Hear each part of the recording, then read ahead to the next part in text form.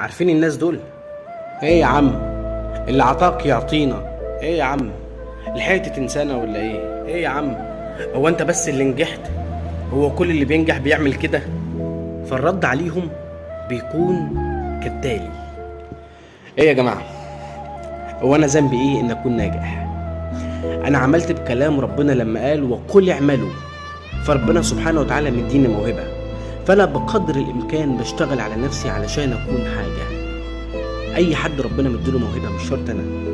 مش ذنبي ان انجح وانتوا بتتفرجوا عليا، مش ذنبي.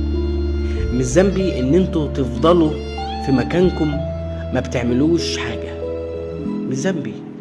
لكل مجتهد نصيب. اشتغلت على نفسك وحبيت تعمل حاجة هتعملها بأمر الله، ما اشتغلتش وكسلت وأهملت في نفسك وحبيت تكتفي بدور المشاهد، يبقى ذنبك انت.